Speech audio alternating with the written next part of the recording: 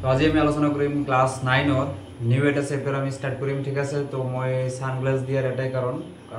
ইয়াতে flush on হৈ আছে যাৰ কাৰণে মই স্পষ্টকৈ দেখিব নোৱাৰো। মানে ইয়াতে যদি মই একেলগে চাই থাকো তেনেহলে মই বোৰ্ডত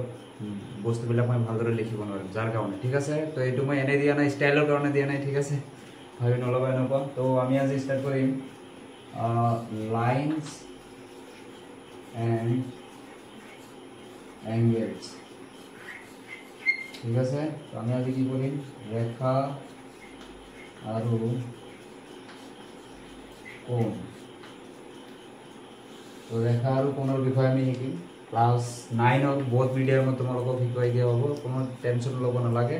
ইংলিছ মিডিয়াম হ'লেও তোমালোকে নোট কপি লৈ বহি যোৱা আৰু আছামিজ মিডিয়ামৰ হ'লেও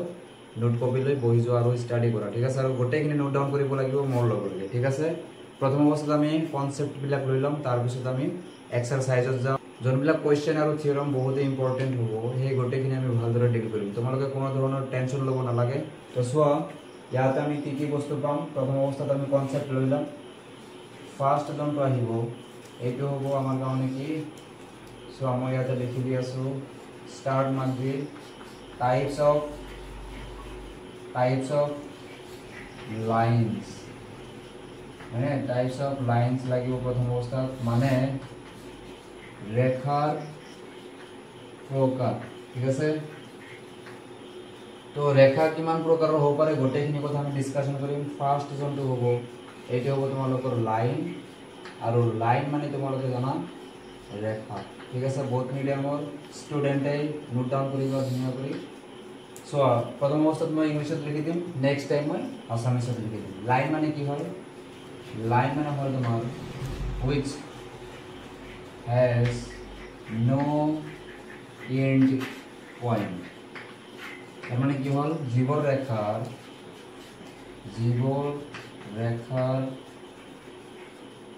শেষ বিন্দু নাথাকে, মানে শেষ বিন্দু নাই, জীৱৰ ৰেখাৰ শেষ বিন্দু নাই ঠিক আছে। তুমি এটা কথা ক'ব পাৰা জীৱৰ ৰেখাৰ মানে কোনো ধৰণৰ শেষ বিন্দু নাথাকে, যেনেকুৱা ফৰ এক্সাম্পল এনেকুৱা টাইপৰ নিশ্চয় তোমালোকে দেখা পাইছা এনেকুৱা এৰো মাৰ্ক হয়নে। এইটো মানে কি বুজায় which has no end point, যাৰ কোনো ধৰণৰ শেষ বিন্দু নাই, which can be extended to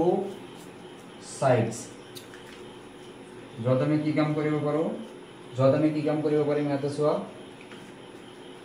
দুয়োফালে আমি বঢ়াব পাৰিম ঠিক আছে। এই ৰেখাবোৰক আমি দুয়োফালে বঢ়াব পাৰিম ঠিক আছে। এইটো কথা বুজি পালা। ইয়াতে কোনো ধৰণৰ শেষ বিন্দু নাই, বহুত ধুনীয়া। নাম্বাৰ 2ত আমি চাব লাগিব ৰে, আৰু ৰে মানে কি হয় বহুত ধুনীয়া, ৰে মানে ৰশ্মি হয়নে। এইবিলাক একচুৱেলি মানুহৰ নেমো থাকে আজিকালি হয়নে, ৰশ্মি এনেকুৱা। তো ৰে মানে হ'ল কি ৰশ্মি। তো ৰেত কি হ'ব চোৱা which has one end point ঠিক আছে। তাৰ মানে জীৱৰ ৰেখাৰ মাত্ৰ এটা শেষ বিন্দু থাকিব, মানে এনেকুৱা ষ্টাৰ্টিং বিন্দু বুলি ক'ব পাৰা ঠিক আছে। এইটো ষ্টাৰ্টিং বিন্দু বুলি ক'ব পাৰা তুমি। তো ইয়াতে চোৱা এটাতো আমাৰ শেষ বিন্দু থাকিব, মানে ইফালে আৰু কোনো ধৰণৰ নাই, বাট ইফালে তুমি এক্সটেণ্ড কৰি গৈ থাকিব পাৰিবা হয়নে। এইটো যোনটো হৈ আছে তুমি এনেকৈ বঢ়াই গৈ থাকা গোটেই জীৱনলৈকে তুমি এইটো বঢ়াব পাৰিবা, কোনো ধৰণৰ আপত্তি নাই ঠিক আছে। এইটোতো বুজি পাইছা, অসমীয়াত নিশ্চয় লিখিব পাৰিলে তোমালোকে। জীৱৰ ৰেখাৰ এটা শেষ বিন্দু থাকে ঠিক আছে, তাক আমি ৰে বুলি কওঁ, মানে ৰশ্মি বুলি কওঁ। তুমি এইবিলাক পইণ্ট বুলি ধৰিব পাৰা, যেনেকুৱা অ পইণ্টটো আমাৰ কাৰণে কি শেষ বিন্দু এনেকুৱা। নাম্বাৰ 3ত আমি কি চাম চোৱা ৰে হৈ গ'ল। এতিয়া আহিব আমাৰ কাৰণে লাইন ছেগমেণ্ট, মানে লাইন ছেগমেণ্ট। এই লাইন ছেগমেণ্ট মানে আকৌ কি মানে তোমাৰ হ'ল ৰেখাখণ্ড। চাবা ধ্যান দি ৰেখাখণ্ড একচুৱেলি ক'ৰ পৰা আহিব, লাইনৰ পৰা আহিব। য'ত তোমালোকে লাইন পাইছা না, ইয়াতে যদি মই মাৰ্ক কৰি দিওঁ তেনেহ'লে এইটোৰ পৰা এইটো মই যদি পইণ্টটো দি দিওঁ ইয়াতে এ এণ্ড বি, এইখিনি তোমালোকৰ কাৰণে কি হ'ব লাইন ছেগমেণ্ট হৈ যাব ঠিক আছে। মানে এনেকুৱা টাইপৰ লাইন ছেগমেণ্টত আমাৰ কি আছে দুটা এণ্ড পইণ্ট আছে। তো তোমালোকে এইটোৰ ডেফিনেশ্যন এনেই লিখিব পাৰা which has two end point। জীৱৰ ৰেখাৰ দুটা কি থাকিব শেষ বিন্দু থাকিব হয়নে। তো এইবিলাক তুমি একচুৱেলি মেজাৰমেণ্ট কৰিব পাৰিবা হয়নে। যদি এইডাল ৰেখাখণ্ড হয় তো তুমি মেজাৰমেণ্ট কৰিব পাৰিবা, স্কেলাৰ হয়, বহুত ধুনীয়া কথা। তাৰপিছত আহিব তোমাৰ কি ফ'ৰ্থ নম্বৰত আমি কি শিকিম প্যারালাল লাইন ঠিক আছে ইয়াত আমি প্যারালাল লাইনস মানে কি হয় সমান্তরাল রেখা আমি সকলে জানো সমান্তরাল রেখা তো সমান্তরাল ৰেখানো মানে কি হয় এইটো বস্তু তোমালোকে বহুত ভালদৰে বুজিব পাৰিবা যদি তোমালোকৰ ক্লাছমেটছৰ লগত যত তোমালোকে ক্লাস 9 ষ্টুডেন্ট হোৱা তো তোমালোকৰ মাজত যদি কাজিয়া লাগে কাজিয়া লগাৰ পিছত মানে ক্লোজ ফ্ৰেন্ড আছিল মানি লোৱা তো তোমালোকৰ মাজত কাজিয়া লাগিছে এতিয়া স্কুল ছুটি হৈ গল তো তোমালোকে যেতিয়া বাটেৰে গৈ থাকিবা তোমালোকে কি কাম কৰিবা এজনে যদি এৰি যায় মানি লোৱা এইটো ৰাস্তা মানে এইটো ৰোড তো তোমাৰ ফ্ৰেন্ডৰ লগত কাজিয়া হৈছে তো তোমাৰ ফ্ৰেন্ড ইদি গৈ আছে এইটো লাইনত তুমি কি কৰিবা এইটো লাইনে দি যাবা আৰু কেতিয়াও একলগ নহবা মানে সেম কাহিনী এটা হৈ আছে প্যারালাল লাইনস মানে হল ডিসটেন্স বিটুইন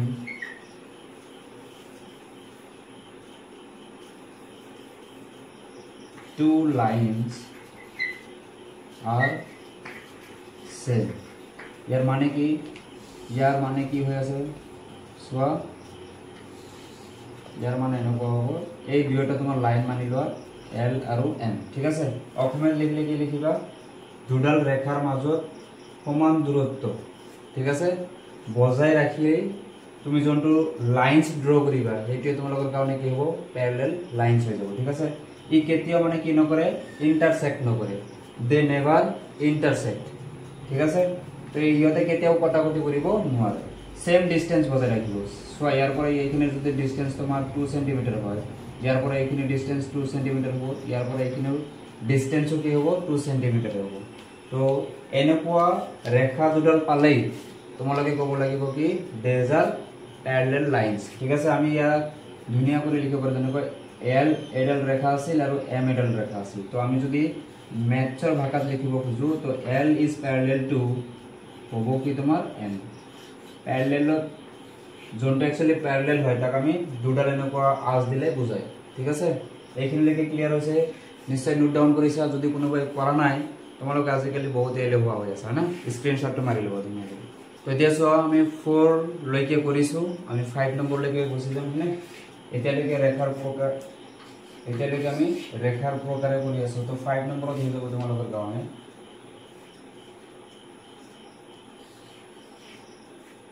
coincident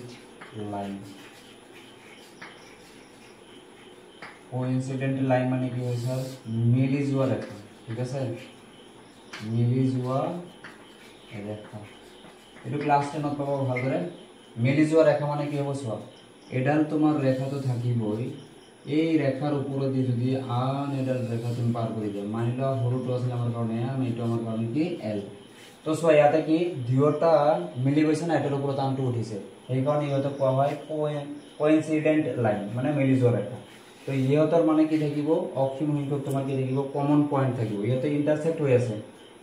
এটা নিৰ্দিষ্ট পয়েন্টত কৰা নাই অসীম সংখ্যক বিন্দুৰ মাজত ইহতে কি কৰিছে লগ লাগিছে গতিকে এটো যদি এনে মনত ৰাখাৰ কাৰণে তোমালোকে ডেফিনেশনৰ কথা ভাবি আছে তেনেহলে তোমালোকে লিখিব পাৰা so many common point ইয়াতে থাকে ঠিক আছে তো ইয়াত আমি কি পাম বহুত বহুত কমন পয়েন্ট পাম কাৰণ সোয়া ৰেখাৰ ওপৰত ৰেখা উঠি গৈছে তো পয়েন্ট আমি পাই থাকিম এই কাৰণে ইহতক কোইনসিডেন্ট লাইন বুলি কোৱা হয় নাম্বাৰ 6 ত আহা এইটো হ'ব তোমাৰ কাৰণে ইন্টাৰসেক্টিং লাইন তো সোয়া ইন্টাৰসেক্টিং লাইনস মানে কি হ'ব মানে কটাকটি কৰা ৰেখা তোমালোকে বুজিয়ে পোৱা আসামিজ মিডিয়ামৰ ষ্টুডেন্ট বিলাকে কটাকটি কৰা ৰেখা তো সোয়া কটাকটি কৰা ৰেখা মানে কি হ'ব lines which intersect at a point এনেকুৱা ৰেখা যদি দুডালে কি কৰে এটা বিন্দুত কটাকটি কৰে তাক আমি কি বুলি কম কটাকটি কৰা ৰেখা অসমীয়া মিডিয়ামৰ ষ্টুডেন্ট বিলাকে নিবা জীবৰ ৰেখায় এটা বিন্দুত কটাকটি কৰে তাক আমি কি বুলি কম কটাকটি কৰা ৰেখা তো আমি চাই লও সাপোজ ধৰ এইটো আমাৰ এটা ৰেখা আছিল আৰু এইটো এটা ৰেখা তো এটা বিন্দুত কটাকটি কৰিছে মানে ইয়াকে কোৱা হ'ব কি কটাকটি কৰা ৰেখা ইন্টাৰসেক্টিং লাইনস আৰু এই যত কটাকটি কৰিছে যোনটো পইণ্ট ইয়াকে কোৱা হ'ব পইণ্ট অফ ইন্টাৰসেকশন ঠিক আছে কটাকটি কৰা বিন্দু তাৰ পিছত চোৱা লাষ্ট আহিব আমাৰ কাৰণে বহুত ইম্পৰ্টেন্ট হয় এইটো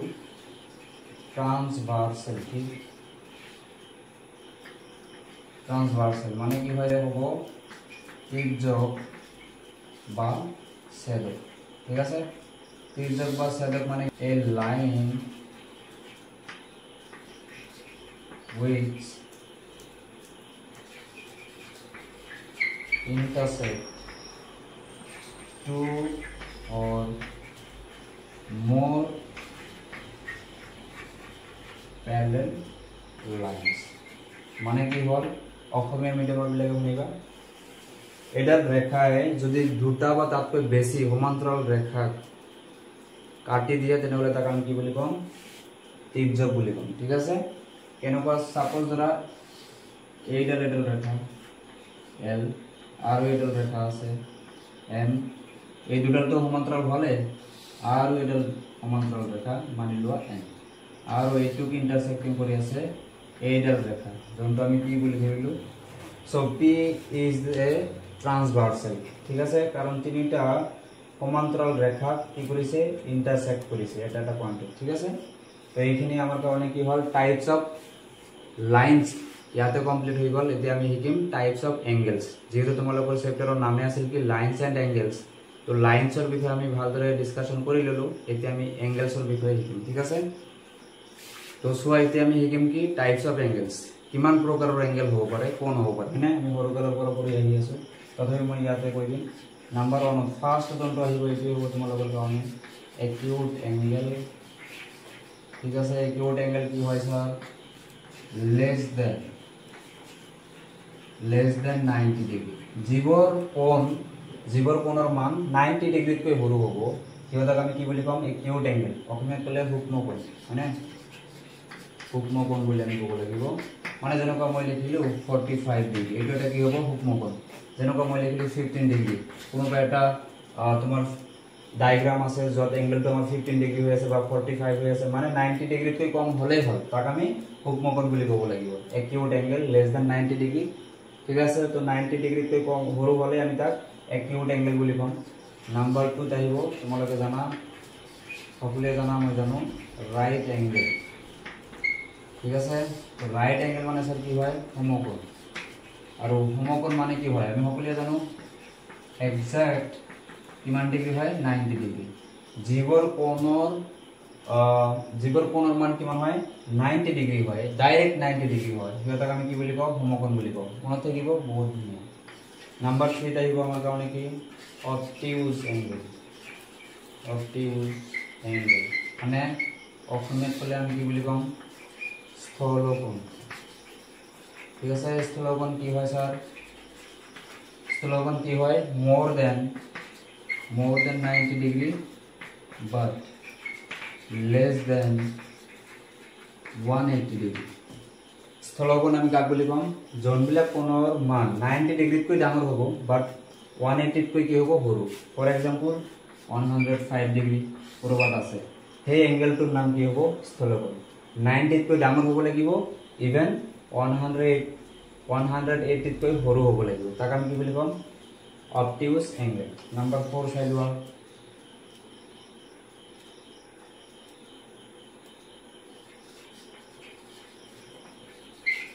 straight angle so straight angle মানে কি হ'ব সৰল কোণ তোমালোকে নিশ্চয় বুজি পাই আছা সৰল কোণ মানে কি একচুয়ালি সৰল কোণ হয়নে ইয়াতে কি হ'ব তোমাৰ এক্সাক্ট 180 ডিগ্ৰী হ'ব লাগিব জীৱৰ কোণৰ মান 180 ডিগ্ৰী হ'ব ডাইৰেক্ট 180 ডিগ্ৰী হ'ব তাক আমি কি বুলি কম স্ট্রেট এঙ্গেল বুলি কম ইয়াতে তোমালোকে স্ট্রেট লাইনে পাবা তো সোয়া স্ট্রেট লাইনৰ আপওয়াৰ্ডত যোনটো তোমালোকে এঙ্গেল দেখা পাই আছা এই কিমান ডিগ্ৰী হ'ব 180 ইভেন তল ফালে তোমাৰ কিমান ডিগ্ৰী হ'ব 180 তো যেতে 180 ডিগ্ৰী হ'ব তাক আমি স্ট্রেট এঙ্গেল বুলি কৈ দিম ঠিক আছে তো নাম্বার 5 ত আহি যোৱা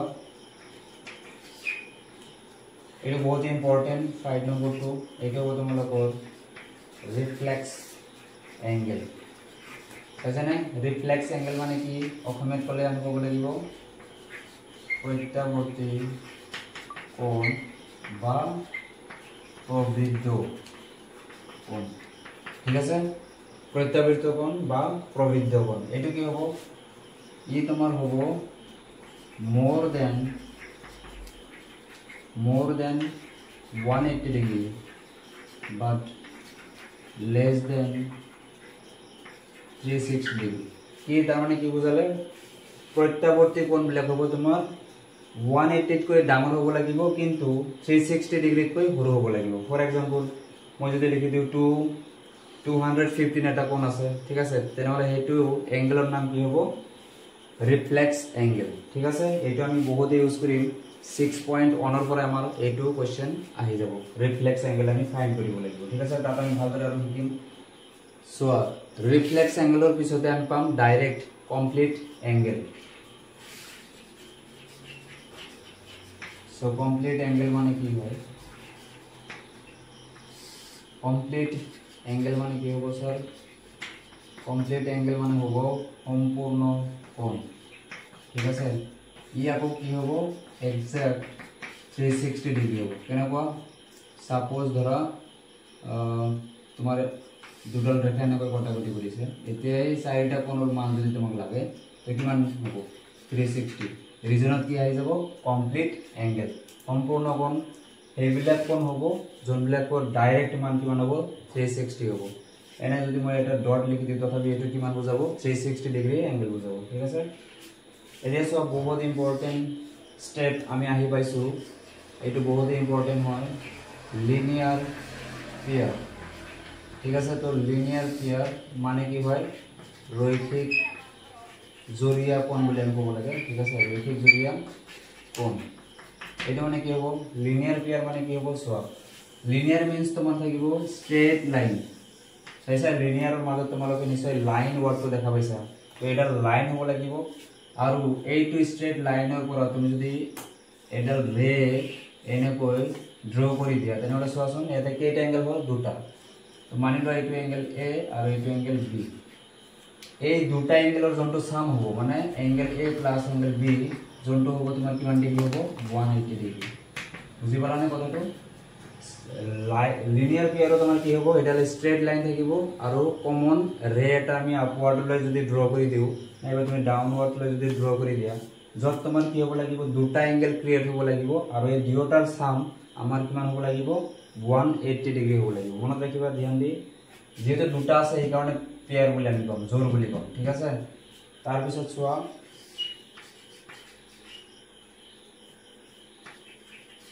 angle on straight line এটা মানে কি সৰল ৰেখাৰ কোণ ঠিক আছে সৰল ৰেখাৰ কোণ এই দুটা কনসেপ্ট আমাৰ সেমে বাট ইয়াতে সবাই ইয়াতে স্ট্ৰেট লাইন আহিব কিন্তু ইয়াতে কি হ'ব এটাতকৈ বেছি ৰে আমাৰ থাকিব ঠিক আছে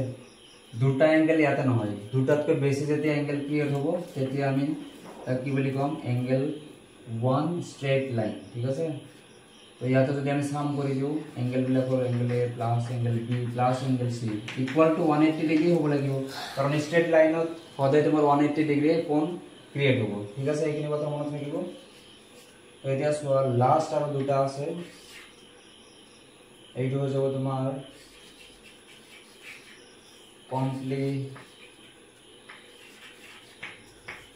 কমপ্লিমেন্টাৰি एंगल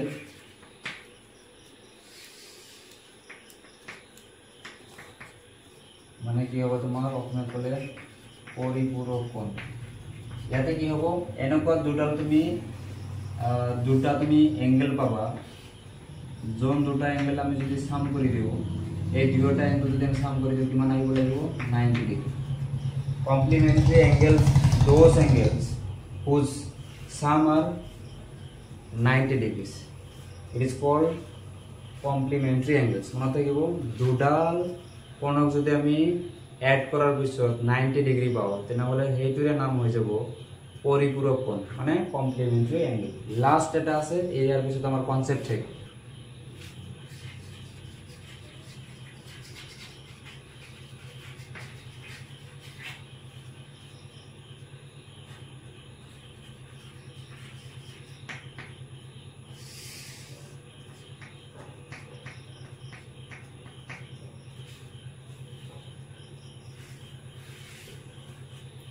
তো সাপ্লিমেন্টাৰি এংগেলস কাক বুলি কওঁ আমি চোৱা এনেকুৱা স্ট্ৰেট লাইন থাকিব যত আমাৰ এনেকুৱা হ'ব কমন ৰে থাকিব let suppose A and B আছে এই দুয়োটাক আমি প্লাস কৰিলে কিমান পাম 180 হেপিয়ে